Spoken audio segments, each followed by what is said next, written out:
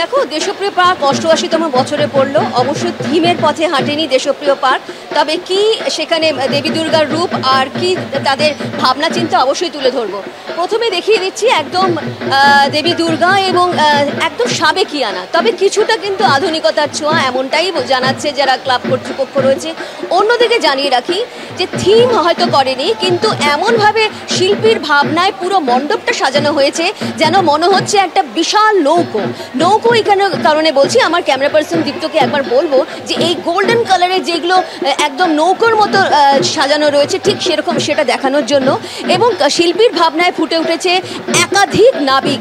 এই নাবিকরাই কিন্তু এই যে নৌকো চালাচ্ছে, এবং নাবিকের যে ছবি রয়েছে, যে মূর্তি রয়েছে, একবার বলবো দীপ্তকে ঠিক ওই মূর্তিগুলো দেখানোর জন্য, যেখানে কিন্তু সেই আমাদের ইতিহাসের পাতা উল্টালেই কিন্তু বোঝা যাবে যে একদম পুরনো দিনের যে নাবিকরা ছিল, ঠিক সেই নাবিকেরই কিন্তু মূর্তি তৈরি করা হয়েছে।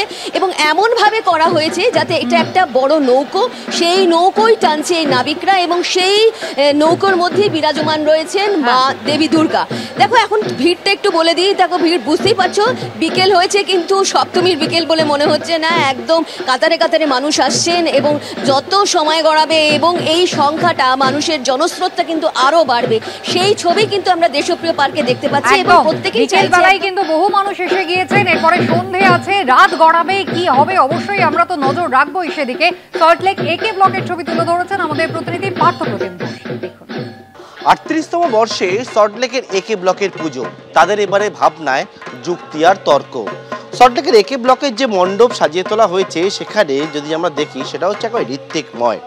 ঋত্বিক ঘটকের কর্মজীবনে তার বানানো নানা সিনেমা, সেই সিনেমার পোস্টার দেখতে পাচ্ছি আমরা, যেমন কোমল গান্ধার, যুক্তি তর্ক আর গল্প, নাগরিক থেকে শুরু করে বাড়ি থেকে পালিয়ে, তিতাস একটি নদীর নাম, সুবর্ণরেখা, এইরকম একাধিক বিষয় ফুটিয়ে তোলা হয়েছে। ঋত্বিক ঘটকের জন্ম শতবর্ষে তাকে স্মরণ করছে সল্টলেকের একে ব্লক, এবং এক্ষেত্রে বিভিন্ন জায়গায় দেখতে পাচ্ছি তার ঋত্বিক ঘটকের কর্মজীবনের নানা বিষয় ফুটিয়ে তোলা হয়েছে। মণ্ডপেও দেখতে পাচ্ছি একেবারে যে জায়গা এই অভিনবত্ব, অন্যদিকে প্রতিমা, সেখানেও ঋত্বিক ঘটকের কর্মজীবনে ঠিক যে সময়কাল ছিল, সেই সময়কালটাই অনেকে ফুটিয়ে তোলা হয়েছে, অনেকটা সেখানে ফুটিয়ে তোলা হচ্ছে।